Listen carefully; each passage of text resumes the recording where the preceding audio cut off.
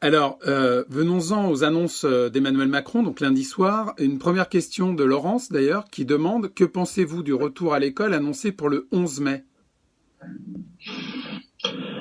Alors, là encore, je suis censé être poli, mais je pense que c'est complètement con. Voilà, je vais être très clair. Tel que c'est proposé, les enfants sont porteurs du virus. Ils font peu de formes graves, voire pas de formes graves. C'est l'exception. On a eu des cas, évidemment, des cas dramatiques, mais ça reste l'exception. Mais ils sont contaminés. Ils sont contaminés, donc ils sont contaminants. C'est-à-dire que comment est-ce qu'on peut imaginer, alors qu'on n'a pas les tests, pas les masques, que c'est toujours des situations de pénurie dans les hôpitaux, qu'on a réussi par cette formidable mobilisation à ne pas avoir ce choc qu'on craignait de débordement des services de santé, qu'on remette là une potentielle contamination massive en route en France, parce que c'est pas autre chose qu'on fait. Pour l'instant, il n'y a pas de logique qui a été dépeinte. Voilà, le chef de l'État nous dit on va tester les patients symptomatiques. Alors, il peut dire qu'on est en manque de tests. Déjà, ça sera la première chose. Il faut dire les choses telles qu'elles sont, parce qu'il faut regarder la réalité en face. On n'est pas dans un truc virtuel.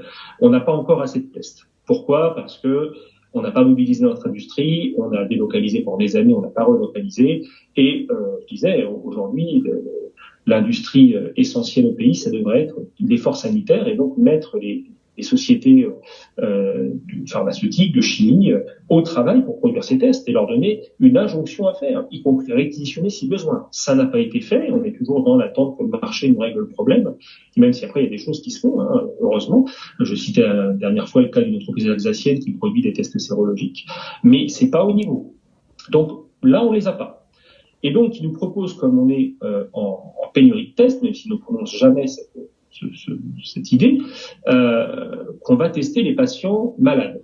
Non, à la limite, il faudrait justement tester les patients pas malades, parce que les malades, c'est pas compliqué, ils sont malades, on dit qu'ils ont le Covid et on les met en confinement. Par contre, le problème, c'est tous les asymptomatiques. Ceux-là, on les voit pas, et c'est bien le problème de ce virus, c'est que il y a un nombre de formes très importantes asymptomatiques, et donc comment on peut imaginer qu'on ne teste pas les gens pour les remettre, alors qu'on sait qu'il y en a plein qui vont porter le virus. On va relancer la contamination. Et les gestes barrières vont limiter les choses, les masques, si on les a, limiteront les choses, mais j'ai eu 3 enfants, bon courage pour faire appliquer des mesures barrières en crèche, à la limite, c'est plus facile. On les sépare vraiment. En maternelle, je commence à rigoler doucement, hein, ils sont toujours en train de s'embrasser. En primaire, sur les petites classes, ça va être compliqué, un peu plus simple sur les classes supérieures. Alors au collège, c'est encore pire. Parce qu'au collège, ils sont immortels, hein, les enfants. Il n'y a pas de problème.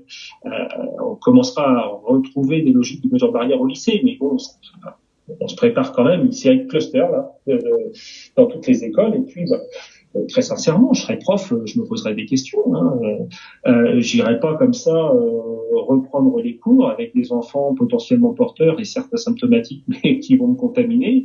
Les profs, il y en a plein qui sont pas loin de la retraite, qui ont des problèmes de santé, qui ont de l'hypertension, qui ont du diabète, qui ont toutes les problématiques qui nous ont poussés à confiner particulièrement ces populations. Donc, et puis, on n'est pas à l'abri de personnes qui n'ont pas de grands problèmes de santé, qui font des formes graves. On l'a vu en réanimation, c'est une des caractéristiques qu'on a notées, qu'on n'attendait pas au début.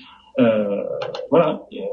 Alors certes, il y aura pas de personnes très âgées qui font cours, hein, normalement, mais c'est pas pour ça que les profs sont à l'abri. Et puis les profs, ils ont des familles, et on va relancer des contaminations potentielles. Donc je pense que oui, il va falloir déconfiner. L'école, pour l'instant, ça me paraît quand même. Enfin voilà, sur le plan sanitaire, d'ailleurs, c'est pas là non plus une opinion personnelle. Hein. Le Conseil de l'ordre des médecins et l'INSERM disent la même chose. Faut surtout pas remettre les enfants à l'école, on va relancer les contaminations. On attend l'Académie de médecine et s'ils disent la même chose, on aura la totalité des organisations médicales qui disent que c'est hallucinant. Alors, je ne sais pas auprès de qui a pris conseil le président Macron, mais visiblement pas des médecins. Donc voilà. Pourquoi ils font ça? Après, il faut être clair.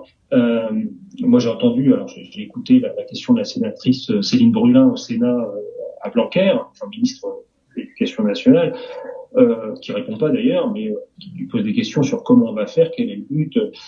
Et la réponse, en gros, de Blanquer, puisqu'il fait une réponse politique, il ne donne pas sur la méthode. Ça, c'est dans 15 jours, on aura un plan. Enfin, je pense qu'il faudrait avoir un plan dans ces débats. Ce serait quand même bien de ne pas tout faire à l'envers, mais bon, voilà. Si on faisait comme ça, nous, il y aurait des catastrophes à l'hôpital. Hein. Mais bon, ce qui dit en fait, c'est pour un problème social. Il y a beaucoup d'enfants qui sont en échec scolaire. Alors bon, pour m'être battu localement avec mon syndicat et des associations de parents d'élèves, et j'ai été membre d'une association de parents d'élèves, la FCPE, pour ne pas la citer, on s'est battu contre les fermetures de classe sur le terrain. On s'est battu pour des renforcements éducatifs dans les zones d'éducation prioritaire. Voilà, c'est des luttes depuis des années et ça n'a pas changé avec ce gouvernement. Et c'est ça qu'il faut faire, c'est arrêter de fermer des classes, arrêter de baisser les moyens de l'éducation nationale pour lutter contre ces problèmes sociaux, cette inégalité à l'éducation. Là, ils n'ont pas fait ça toute l'année et là, tout à coup, ils se soucient d'égalité pour remettre les enfants à l'école. Moi, mon sentiment, il est très clair. Je le partage avec beaucoup et on en discutait parce qu'on en discute entre collègues. On a tous un peu ce sentiment. Il faut remettre les parents au boulot surtout. Hein, voilà, et donc il faut garder les enfants. On les remet à l'école. Moi, je suis quand même effrayé de voir que peu de temps avant, le MEDEF et le couple Geoffroy Roux Béziers, son président, disent il faut recommencer, il faut relancer l'économie, et que immédiatement le gouvernement déjà se fait le relais de ses propos et sorte peu de temps après la réouverture des écoles. Alors, un traité de cynique, mais quand même, on n'est pas des lapins de 3 jours. Quoi. À un moment donné, je vois pas d'explication autre à cette volonté de remettre les enfants à l'école avec de tels risques.